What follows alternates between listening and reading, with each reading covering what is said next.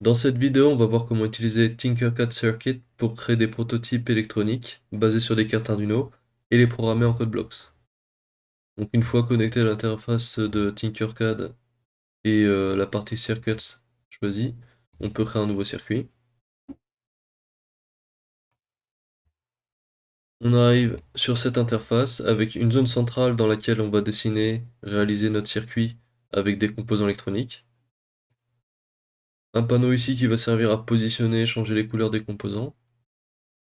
Une palette de composants. Un bouton code qui nous servira à créer le code en code blocks juste après, et un bouton qui va nous servir à lancer la simulation pour tester nos montages. Donc la palette de composants, on va avoir plusieurs catégories. On va beaucoup se servir de la partie Starters Arduino, qui comporte des montages de base. On peut utiliser par exemple le montage Breadboard, qui comporte déjà la carte Arduino montée avec son breadboard, sa platine d'expérimentation, et puis la platine qui est déjà alimentée par ces deux câbles, qui permet d'avoir deux colonnes rouges entièrement au 5 volts et deux colonnes noires entièrement au GND, donc au 0 volts. Ensuite, tous les autres composants dont on aura besoin se trouveront soit dans la catégorie Basic, soit dans la catégorie All. Dans la catégorie Basic, on va avoir pas mal de composants de base, les LED, les boutons poussoirs, les commutateurs, les résistances, etc. Quand on veut venir placer un composant, on le sélectionne, on peut le déposer où on souhaite, on peut le paramétrer, et après, quand on l'a bien paramétré, on peut venir le placer sur sa platine. Une fois mis sur la platine, on peut le connecter à la carte Arduino. Donc là, comme j'ai une LED et que je vais devoir la proposer avec une résistance, je rajoute ma résistance.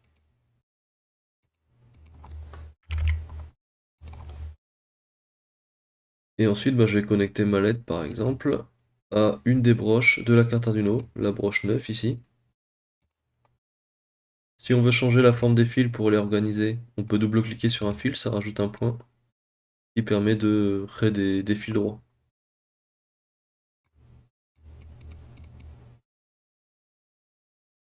On peut changer leur couleur aussi si les fils se croisent, histoire de rendre le circuit bien lisible.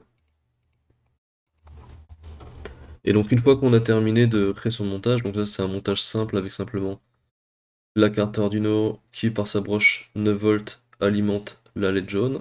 Ensuite le courant passe dans la platine d'expérimentation ici où les deux broches de la résistance et de la LED sont reliées, rentre dans la résistance, arrive ici dans la colonne qui est reliée au GND de l'Arduino, et puis finalement va vers le GND de l'Arduino.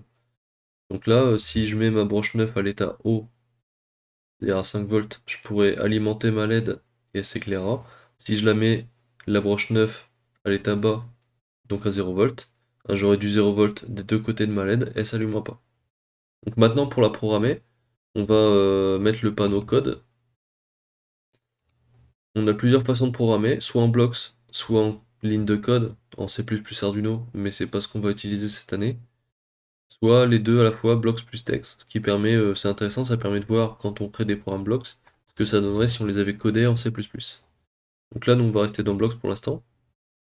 On a un programme de base qui est proposé, on peut le retirer à chaque fois. Et puis on va sélectionner les blocs dont on a besoin, donc ils sont organisés par catégorie. Ça, vous verrez au fur et à mesure des différents TP les types de blocs dont vous aurez besoin. Donc là, moi, pour allumer ma LED, je vais utiliser ce bloc set pin to high. Il y a deux listes déroulantes qui sont paramétrables. Donc ici, pin, c'est broche en anglais. Je vais mettre le numéro de la broche que j'utilise. Donc moi, c'est la broche 9.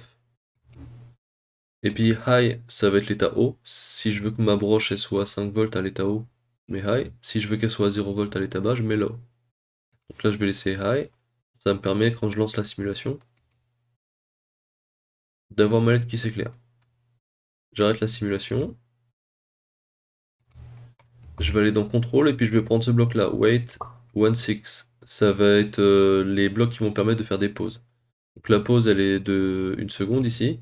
On peut changer sa durée et puis on peut aussi mettre des millisecondes à la place.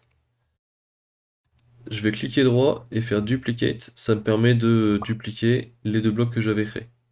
Donc je vais avoir un deuxième bloc. Je vais mettre low à la place de high, toujours sur la broche 9. Et je vais faire attendre 1 seconde. Donc j'aurai ma LED qui va s'allumer. on va attendre une seconde, elle va s'éteindre, on va attendre une seconde. Donc ça va faire clignoter la LED. Je relance la simulation, et on voit que ma LED clignote. Alors elle clignote en boucle, pourquoi? Parce qu'en fait ces 4 instructions-là, bah, elles vont être exécutées en boucle. Il y a une boucle invisible qui est présente dans tous les programmes Arduino, qui fait que le programme s'exécute en boucle. J'ai le temps de la simulation qui est écrit ici, ce qui me permet de bien m'assurer que ben, les clignotements durent une seconde à chaque fois. Parce qu'en fonction de la simulation et de la complexité du programme, des fois la simulation elle sera plus lente que le temps réel. Donc ce sera intéressant de regarder comment le temps s'écoule ici. Donc je peux arrêter la simulation. Au passage, donc on a vu les blocks, on peut mettre blocks plus texte. Ça nous permet d'afficher le programme comme s'il avait été codé en C++ Arduino. Donc ça peut être intéressant pour vous de vous familiariser avec ce langage, même si on ne va pas l'utiliser dans le cadre de l'IC. Ça permet après de programmer de manière plus puissante les cartes Arduino, et puis d'avoir accès à certains composants dont on n'aura pas accès avec CodeBlocks. Par exemple, il y a un composant qui est assez intéressant à utiliser, ça va être l'afficheur LCD.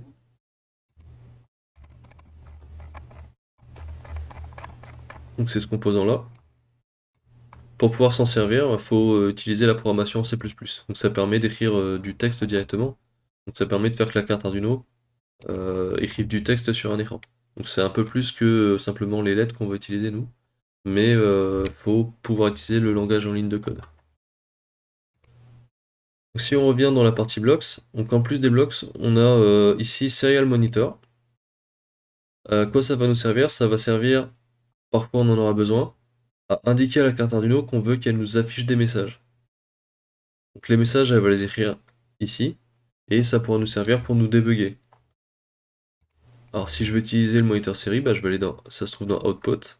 On va avoir un bloc Print to Serial Monitor. Je vais pouvoir le clipser ici par exemple. Je vais changer le message de base, je vais écrire light on. Et puis je vais mettre un deuxième bloc ici. Là je vais écrire light off. Puis quand je lance ma simulation, bah, ce qui se passe c'est que en plus d'avoir light qui clignote, j'ai un message à chaque fois light on, light off dans le moniteur série qui me donne des indications. Donc là c'est pas forcément utile parce qu'on sait ce qui se passe avec la LED. Par contre, à partir du TP3, quand vous travaillerez sur les entrées binaires et les entrées analogiques, bah, on verra pas ce qui se passe visuellement.